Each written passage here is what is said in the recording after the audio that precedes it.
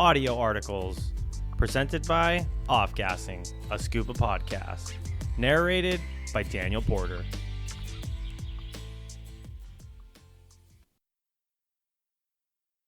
The Delusional Diver: How Modern Scuba Culture Breeds False Confidence and Real Danger, by Babbet B. In today's modern scuba industry, there exists a silent crisis, one not discussed openly at dive shops and rarely acknowledged at certification agencies. It's not about equipment failure, marine hazards, or decompression sickness. It's more subtle, more insidious. It's the creation of delusional divers.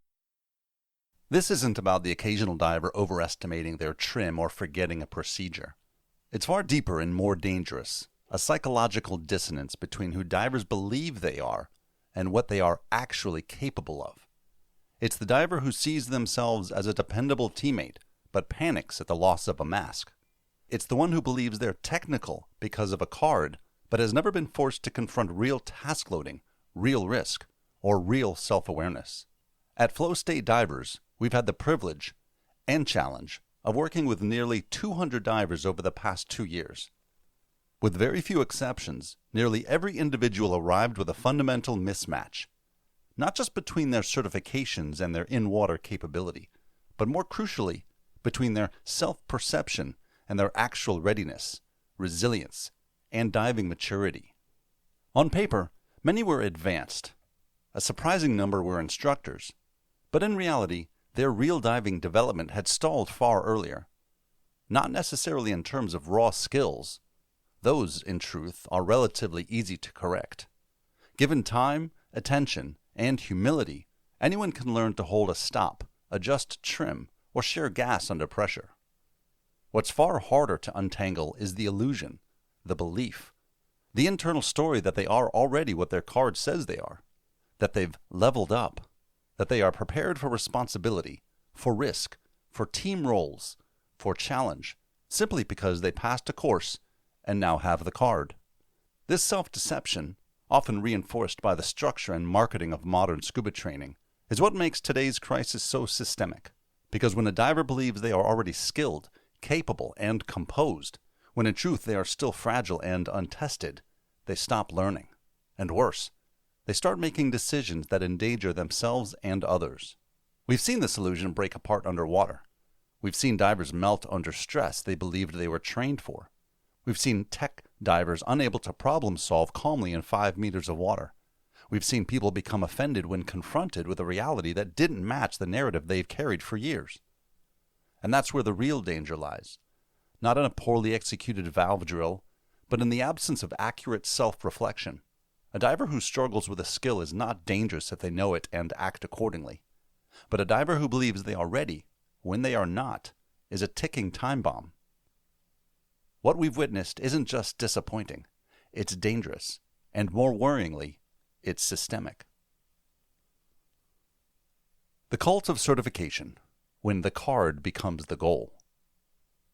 The modern dive industry has become a machine of mass production. The training narrative has shifted from proficiency to progression, but only on paper. Divers are sold dreams, the image of the explorer, the hero, the elite underwater athlete. They're told they can become rescue divers in a weekend, instructors in a month, or technical divers in 2 back-to-back intensive courses. The faster, the better. The more exotic the badge, the more legitimate it must be. Behind the glossy marketing brochures, the social media reels, and the laminated certification lies a dangerous trade-off. Depth without depth. Progression without grounding. Instructors under pressure deliver the minimum. Dive centers, many motivated more by economic than ethics, push volume after value. Agencies encourage a system where standards are often more of a suggestion than a foundation. The result? Divers holding certifications that promise capability but deliver none. The illusion of skill has replaced actual competence. We call them delusional divers, not to mock, but to diagnose. These are not careless people. Many are passionate, curious, and genuinely eager to learn. But they've been misled by a system that rewards appearance over awareness, speed over substance. The system thrives on momentum. You're already certified. Why not go deeper, longer, colder, darker? And so divers move forward, not realizing that the only thing advancing is their belief about themselves, not their actual readiness. Quote, "The biggest problem isn't the diver's performance. It's their belief about their performance." This isn't just a recreational diving problem. We've seen the same delusion echoed, almost amplified, in technical and professional diving spaces. In fact, the higher you go in the so-called hierarchy of training, the more tightly ego and identity become intertwined with the card. A technical diver who has never had to manage a true task load in a non-controlled environment, an instructor who crumbles under pressure or shows up to coach others without having stabilized their own capacity for calm in chaos. These are not hypothetical anecdotes. They are weekly realities in our world. Certification levels have become more than just markers of training. They have become personal titles, identities, brands. And like any identity, they become harder to let go of, harder to question. Because to admit, "I'm not ready," or "I don't know," or "I need to go back to the basics," feels like a threat to the self. So many divers keep moving forward, layering complexity on top of uncertainty, hiding doubt under ever thicker undergarments and more expensive equipment. Somewhere along the way, the certification card stopped being a passport to learn and became a trophy to prove something. It is this internalization of certification that is the most corrosive. Once a diver believes they are the card, they become far less capable of honest self-assessment. They stop asking questions. They resist feedback. They become offended when confronted with gaps in knowledge. And when things go wrong, they often blame the environment, gear, the conditions, or the instructor, not the illusion they've been living under. And to be clear, this isn't just about safety. Although the safety implications are real and present, this is also about potential. The delusion doesn't just make divers dangerous. It makes them stagnant. It stops growth. It robs them of the most beautiful aspect of diving, the journey, the endless depth, not of water, but of self. We've had divers come to us certified to dive caves or trimix, only to realize they don't yet fully understand how to deal with basic multitasking, how to manage themselves under discomfort, or how to be proficient or feel joy in the fundamentals. It's heartbreaking, because many of them were never told the truth. They were never challenged with kindness. They were never invited to let go of ego and re-enter the space of the beginner, where the real magic happens. And this is why we speak up, not to criticize individuals, but to confront a system that has made delusion an industry norm. Because only by naming the illusion can we begin to dismantle it and return diving to what it truly is, a practice, not a performance, a discipline, not a ladder, a path, not a podium. The psychology of delusion, why we lie to ourselves. The phenomenon of the delusional diver isn't unique to scuba. It's a mirror of the human condition. It's the same psychology that leads a casual hiker to wander off trail into avalanche territory, convinced they know better than the warning signs. In diving, however, the cost of this self-deception isn't a cold night waiting for rescue. It's your life, and there may be no one coming. Delusion in diving is not a problem of stupidity. It's a problem of misalignment between perceived and actual reality. And this gap is quietly reinforced by the very structure of modern dive culture. At the core of this delusion are a few psychological mechanisms that operate invisibly inside every diver's mind. Number 1. The mirage of initial mastery, false fluency in fluid environments. In diving, early fluency can be a mirage. It's not uncommon for a diver to feel comfortable after just a few dives. They descend, they breathe, they don't panic. Everything feels manageable. And that sensation of ease becomes a deceptive benchmark. I've got this. This isn't stupidity or arrogance. It's a cognitive bias known as fluency illusion. It happens when tasks initially feel smooth or intuitive, leading us to believe we understand them deeply. In reality, that early smoothness is often surface level. In scuba, it's especially misleading because the environment masks complexity with calmness, until it doesn't. Much like reading a foreign language where you recognize the shape of words but don't understand their grammar, many divers recognize procedures but don't yet grasp the principles behind them. You can descend, but can you resolve an out-of-gas scenario on descent? You can navigate a reef, but can you execute a lost diver protocol? The water rewards repetition, but it only reveals depth of understanding in moments of stress, silence, or failure. What feels easy today might simply be a lack of having seen real difficulty. Quote, ease is not mastery. It's often the absence of challenge. End quote. The illusion of mastery comes fast in diving because basic survival mimics competence. You're breathing. You're moving. You're not dying. But competence, true, resilient, transferable competence, is far more elusive. Number 2, ego investment, becoming the role instead of earning it. When a diver receives an advanced card, their ego clings to the identity. I am advanced. Every new certification becomes a piece of armor. So when their skill is questioned, it's not just technique under scrutiny, it's the ego itself.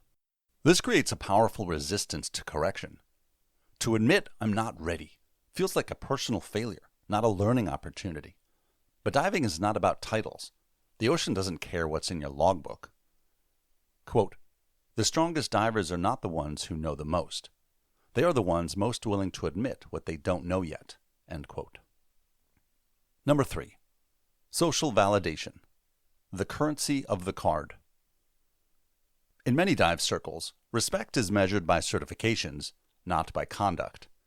A diver with a Tech 50 card often commands admiration, regardless of how they actually move through the water. And so begins the race, not for mastery, but for recognition. This creates a distorted incentive system. Take the course, not because you're ready, but because your friend did it. Pose with the new gear, not because you understand it, but because it looks impressive. Accumulate badges, not experience. This culture doesn't reward truth. It rewards presentation. And many divers, knowingly or not, begin to value the illusion of being a diver more than the work of becoming one. Number 4, avoidance of discomfort, the inconvenient mirror. The hardest part of any discipline isn't the technique, it's the humility. To improve, you must admit what you're doing wrong.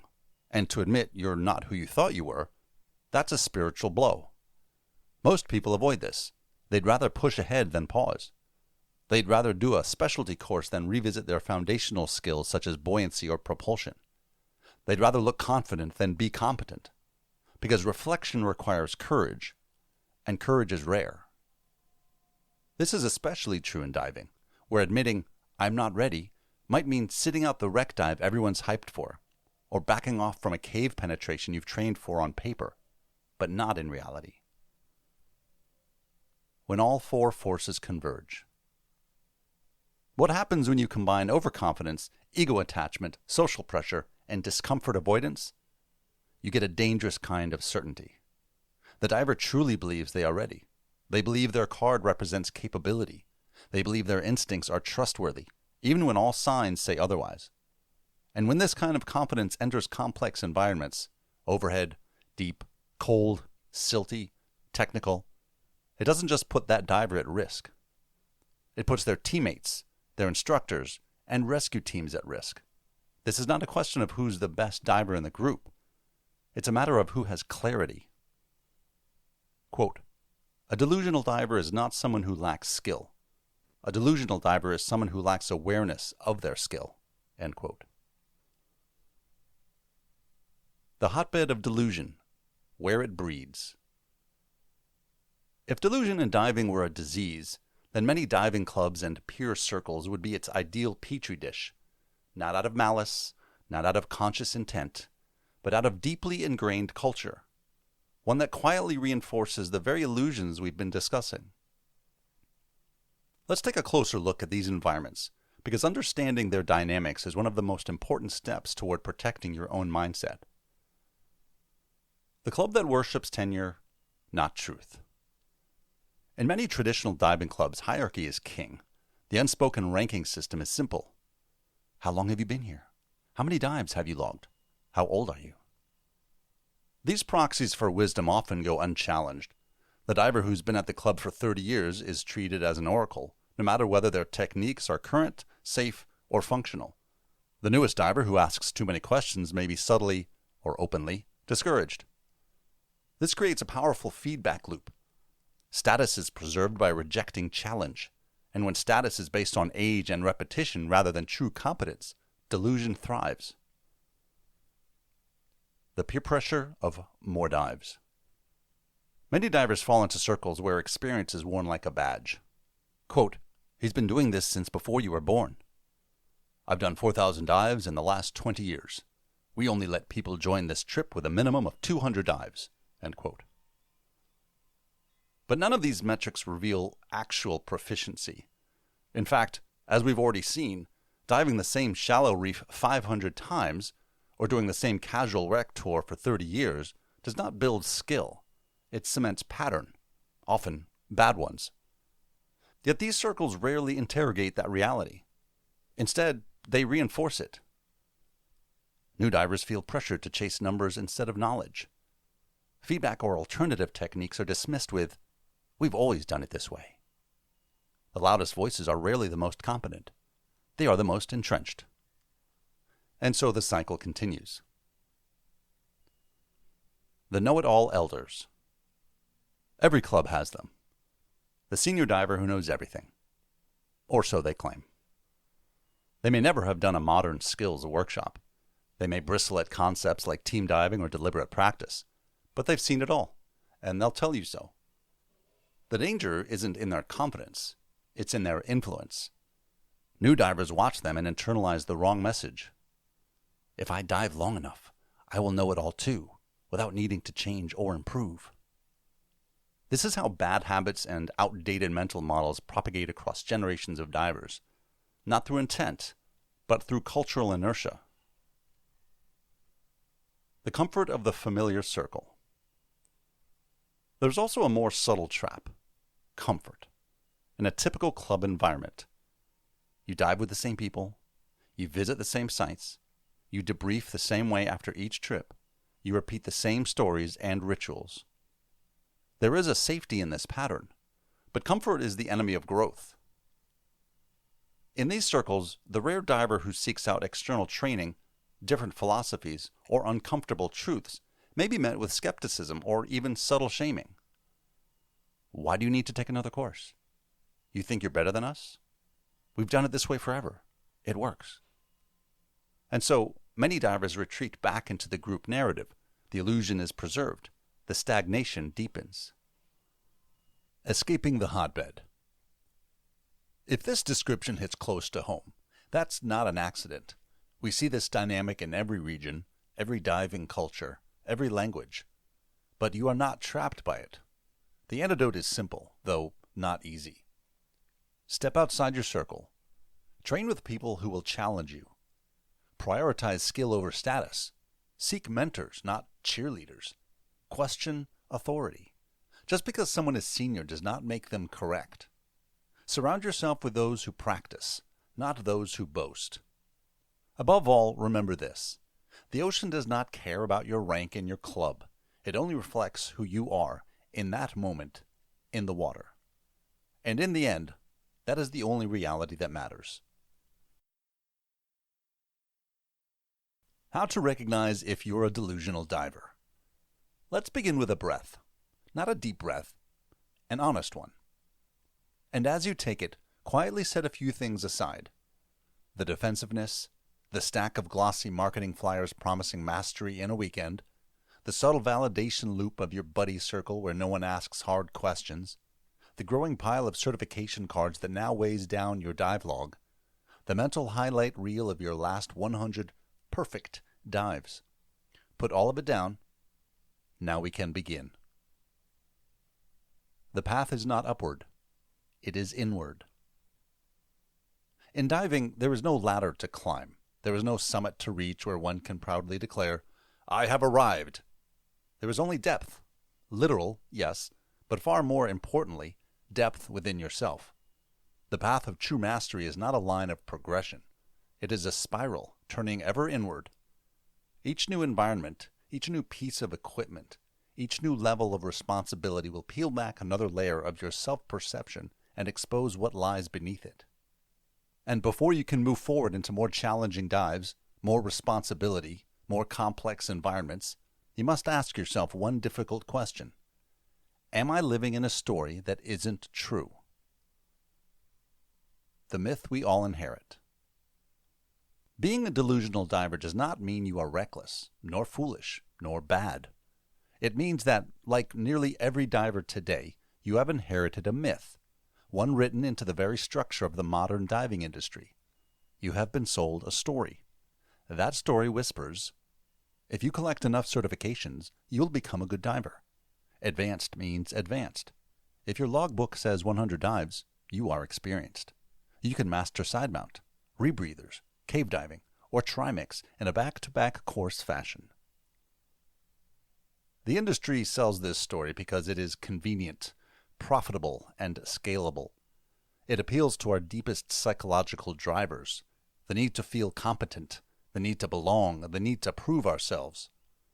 But the ocean is indifferent to your story. It responds only to the decisions you make and the competence you have built. If those two things do not match, the ocean will eventually expose the truth, sometimes harshly. Why it's so hard to see yourself clearly. Most divers do not realize they are living inside this myth. Why would they? Everything around them reinforces it. The industry is incentivized to progress divers quickly, not to perfect them slowly. Social media rewards performance over reflection. Peers caught in the same loop validate one another's progression, and the ego, our constant companion, shields us from discomfort at every turn.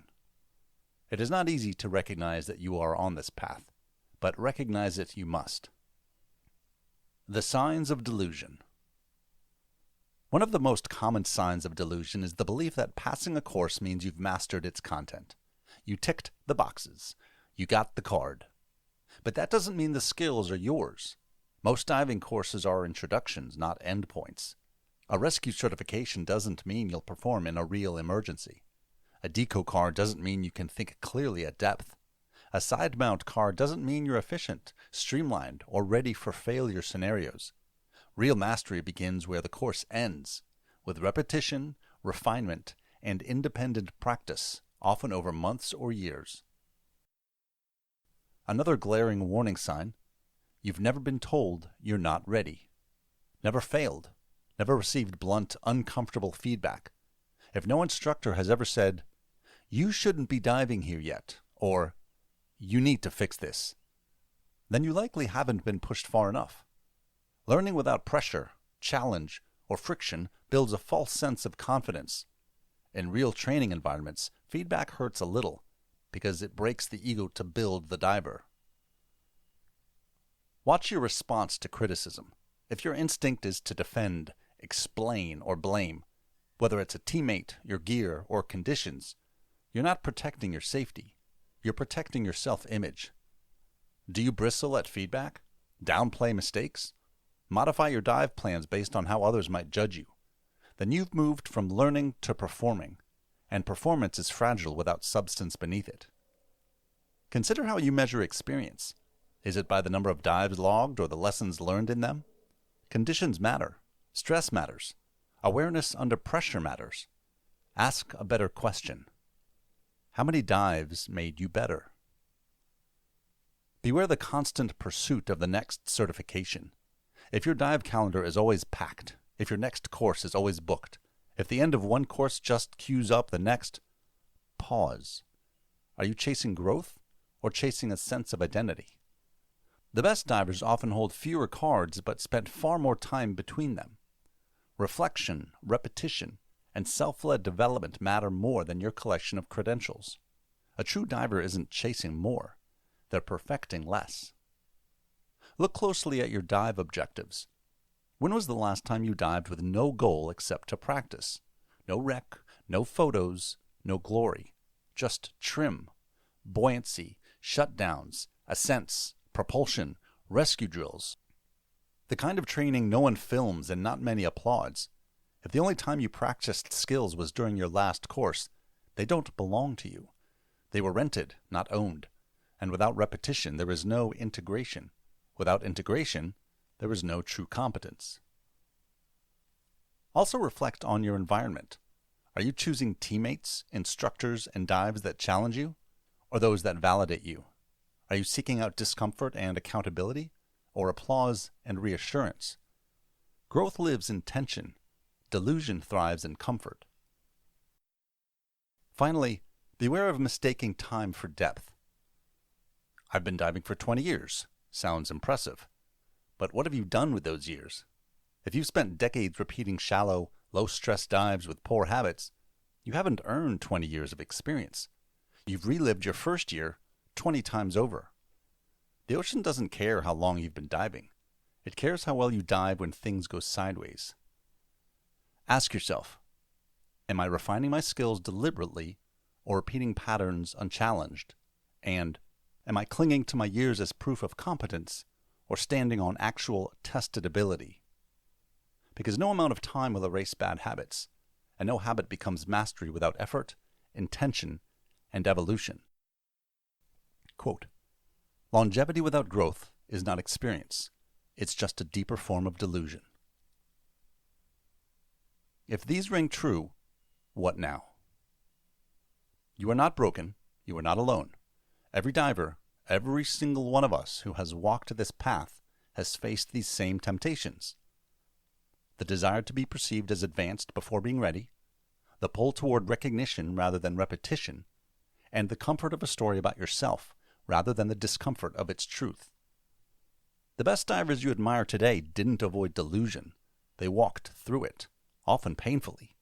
They dismantled it piece by piece, sometimes with great humility, sometimes after hard lessons. Quote, self-awareness is the first true piece of dive gear you ever own. End quote. And now, if some of these red flags rang uncomfortably true for you, this is your opportunity, not your failure. Your mental reset. Where to begin? Mastery is not about never falling into illusion. It is about choosing to wake up from it again and again. So here is your mental reset, an invitation to shift the trajectory of your diving life. Dive without your camera. Practice instead. The camera can wait. The ego trip can wait. Take off the weight of performing. Go in search of presence, not proof. Do a skills dive and treat it as sacred. Choose a single skill, buoyancy, propulsion, valve drills, rescue patterns, and devote an entire dive to it. No goals but that. Repeat it often. Respect this practice as deeply as you respect the ocean. Ask for honest feedback and write it down. Invite critique from trusted instructors or peers who have no need to please you. Write down what they say. Sit with it. Own it. Grow from it. Pause your certification journey.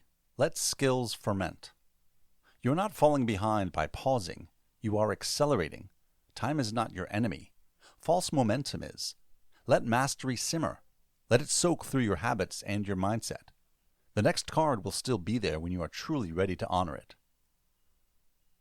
And finally, surround yourself with those who challenge you more than they cheer you. Seek out communities where excellence is prized over praise. Dive with those who will hold you accountable to your potential, not those who stroke your ego. These are your true allies. The reward. What lies beyond the illusion. Diving, more than many other pursuits, will reflect back who you really are, if you let it. When you stop performing for others, or for your own internal myth, a strange and beautiful thing happens. You begin to dive clean, free, present. You become more aware, not just underwater, but in yourself. There's less chatter, more awareness, less defense, more curiosity, less status chasing, and more substance. And if you are brave enough to confront these illusions, to strip them away and meet yourself as you truly are in the water, you will find something far better than the shallow glow of confidence. You will find clarity. And clarity, unlike confidence, is quiet. It does not seek validation. It prepares you for mastery. And mastery, in diving, is not about impressing others. It is about knowing that in the moment when it matters most, when the lights fade, when the silt blinds you, when the valve sticks, when the exit is far away, you are ready. Because you earned it. The weight of the mirror. Building a new diving culture. At FlowState Divers, we don't sell fast tracks. We don't hand out easy praise or play along with the illusion that a certification card equals competence. What we offer is far more uncomfortable and far more valuable. Clarity. We hold up the mirror, not because we enjoy criticism, not because we want to gatekeep, but because someone must. Diving, done properly, demands presence, humility, and precision. It does not care about your card, your logo, or how many specialties you've collected. It cares how you behave under pressure, and so do we. Students often arrive confident, certified, and enthusiastic, yet unprepared. They've been run through a system that trains for performance, not presence, one that rewards completion, not competence, one that soothes the ego instead of developing the skill. They arrive with expectations. What they meet is truth. We say what others should have said long ago. You are not ready. Your diving gear you don't yet understand. Your buoyancy won't hold in this environment. And your mindset is fixated on achievement, not awareness. These aren't personal attacks. They are interventions, not for judgment, but for growth. We are not here to shame anyone. In fact, the divers who make the greatest strides are those who come open, willing to let go of image, to begin again, to build something real from the ground up. That's why we do this work. It isn't glamorous, it's often thankless, but it matters, because we're not just teaching courses. We're performing rehabilitation on a diving culture that too often prizes image over integrity, and we're inviting those who are ready into something deeper. This is not a call to elitism. This is a call to honesty, a call to replace convenience with intention, to choose the harder path, not for ego, but for mastery, to practice when no one is watching, to accept feedback without defense, to shed illusion and see what's truly there.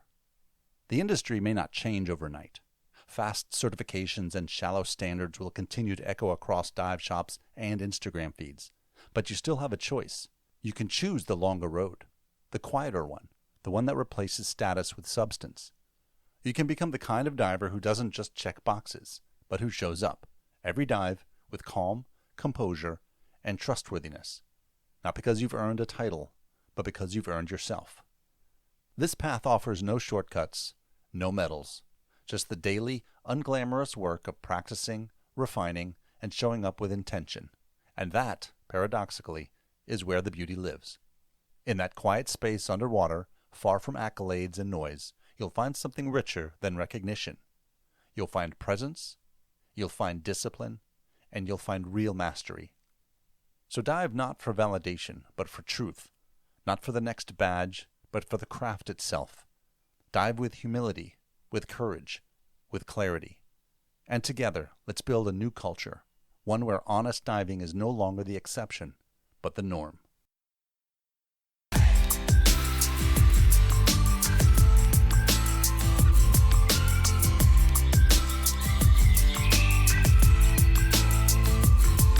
Off-gassing, a scuba podcast.